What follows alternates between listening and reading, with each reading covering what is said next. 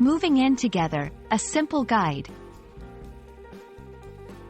Hello, everyone. Welcome back to our channel, where we make English language learning easy and fun. Today, we're diving into a very interesting phrase, moving in together. This phrase is common in conversations about relationships and life changes, so it's important to understand what it means and how to use it. Stay with us as we explore this topic together. Moving in together refers to the decision made by two people in a relationship to start living in the same residence. This is a significant step in a relationship, indicating a deeper commitment to each other. It usually involves sharing living expenses, household responsibilities, and daily routines.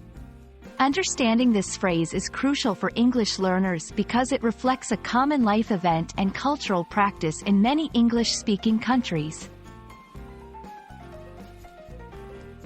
People decide to move in together at various stages of their relationship. Some might take this step before getting married as a way to test their compatibility in daily life, while others might do it as part of engagement or after marriage. The timing can vary greatly depending on individual beliefs, cultural backgrounds, and personal circumstances. Let's look at some examples of how to use moving in together in sentences. After dating for 2 years, we're thinking about moving in together.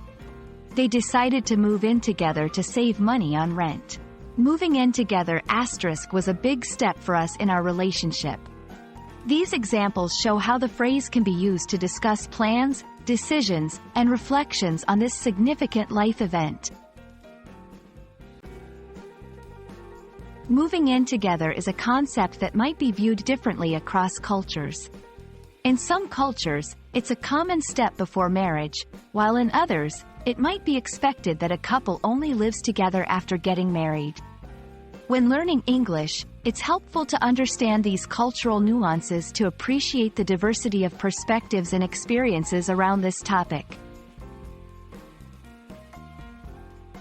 Thank you for joining us to explore the meaning of moving in together.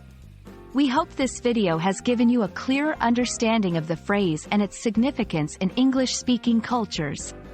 Whether you're discussing life events, watching English media, or engaging in conversations, knowing phrases like this enriches your understanding and use of the English language. See you in our next video, and happy learning! Remember, learning a language is not just about words and grammar, it's also about understanding the cultural and emotional nuances that come with these expressions. Keep practicing, and don't hesitate to move forward in your English learning journey.